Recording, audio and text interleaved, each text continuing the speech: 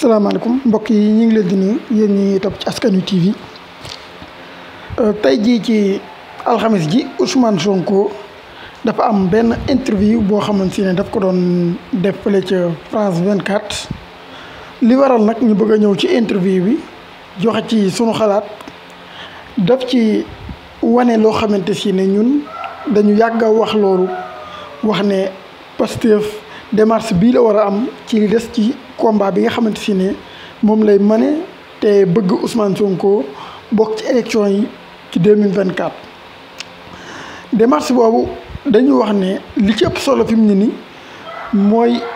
problème de communication surtout communication internationale bi moom moo ci ëpp solo ndaxte président Macky Sall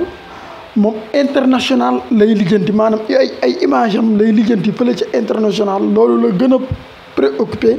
que leneen lu mën a doon maanaam nan lay def ba bitim réew duñ ko xoolee bëtu dictateur duñ ko xoolee bëtu président boo xamante ne dafay noot aw askanam wala dafay noot ay opposant moom ci raxas deram ci foofu loolu la nekk. léegi nag bi nga xamee ne tëj nañ Ousmane Sonko fële ci këram ci loo xam ne tegewul ci yoon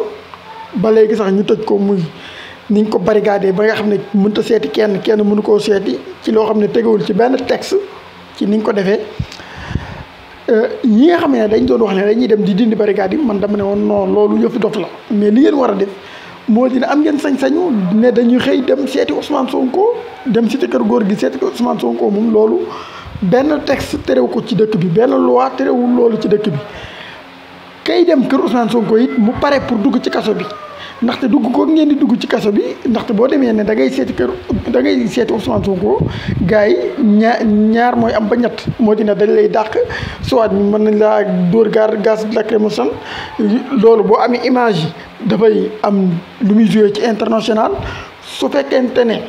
dañ lay jàpp it dugal la ci kaso bi su boobaa détenu politique ngay doon te détenu politique boobu baaxul ci image su président Macky Sall moo tax ma ne woon waa Pastef fi ñu war a gën a encouragé seen xeex moo di ne di dem kër Ousmane Sonko ñu leen fay jàpp di dugal ci kaso bi comme que ku fa dem ñu jàpp la dugal ci kaso bi te amul benn délit boo def pour ñu war laa mën a jàpp loolu dem seeti Ousmane Sonko. léegi nag loolu Ousmane Sonko daf ciy ñëwaat sax mu joxe ci exemple ci interview bi nga xamante ne moom la doon amal bi mu waxee journaliste bi ne ko Macky Sall yëpp dictateur lay def mu ne ko déedéet du dictateur parce que dictateur du bàyyi pouvoir mu ne ko non Ousmane Sonko ne ko déedéet dictateur bu ñu koy wax du rek koo xamante ne dafay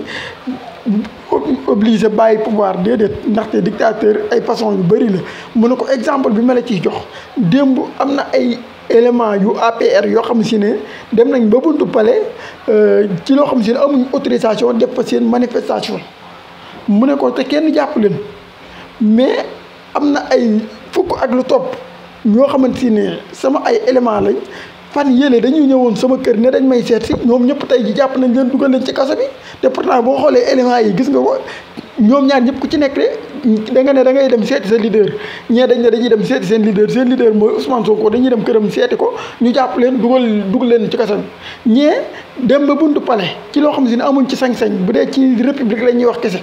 amoo sañ-sañ ñu def fa manifestation te amoo autorisation ñu def ko te amuñu autorisation mais dara fekku leen ci bàyyi waat nañ leen ñu ñibbi seen i kër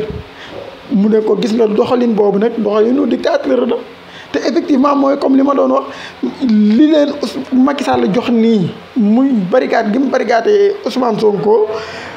point faible la ci moom boo xamante ne bu fekkee Pastef utiliser na ko ni mu waree dina am li mu bëgg ci Macky Sall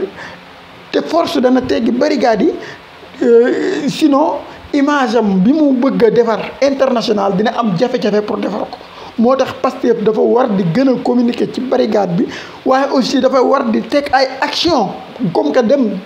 kër Ousmane Sonko nekkul benn délit te képp ku dem kër Ousmane Sonko dañ lay jàpp dugal la ci kaso bi mu am ay volontaires yoo xamante ne dañu fay dem bu ko defee ñi leen di jàpp di leen dugal ci kaso bi d'ici quelque temps Macky Sall dafa war a am 1000 détenus 1000 loo xamante ne dañuy xool ci àdduna bi ndax am na benn président bu ko mas a am ci àdduna bi 1000 détenus nga tëj leen ci kaso bi loolu Pastef daf ko war a def silence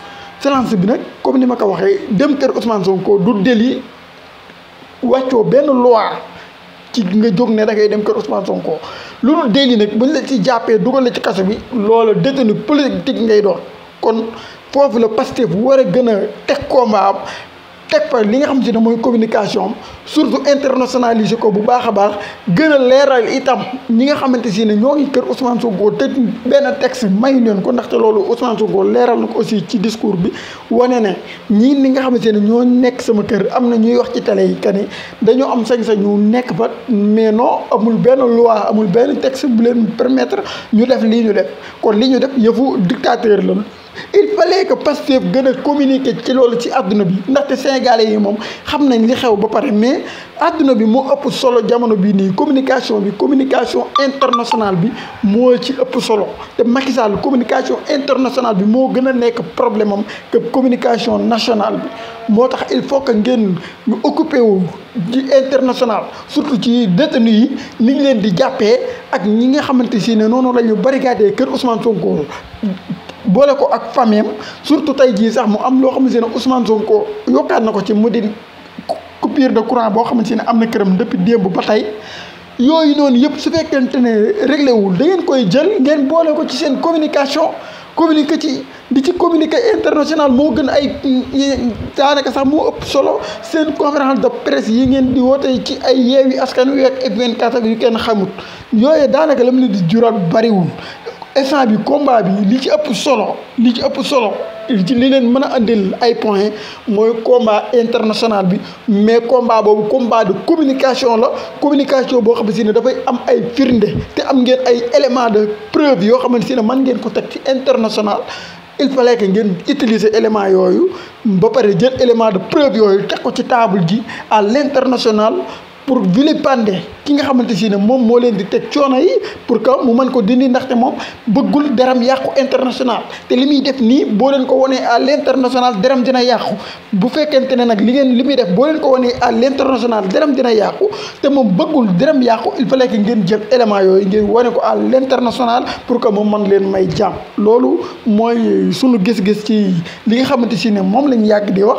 ay nañ dem dindi barricade yi loolu waxi dof la mais naka la ñuy utiliser barricade yi ci communication pour que li ñu bëgg ci Macky Sall dañ koy am par force ndaxte moom bëggul deram yàqu mais bu fekkente ne bàyyi na fa barricade yi danañ utiliser barricade yi ngir yàq deram loolu moo war a doon seen communication moo war a doon seen démarche pour que li ngeen bëgg ngeen mën koo am te doo leen ci sonn mais ngeen gën a moytu daal seen combat ngeen koy délégué Yewwi Askan Wi wala ngeen koy délégué F24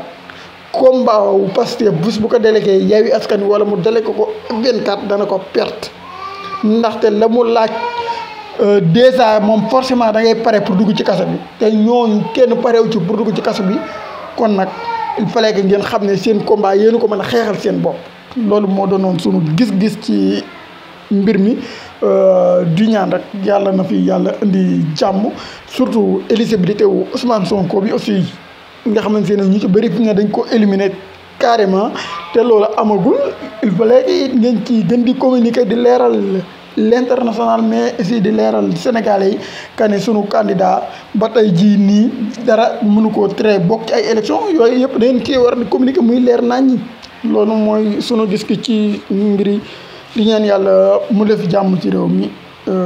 te saxal fi dëgg jërë ngeen jëf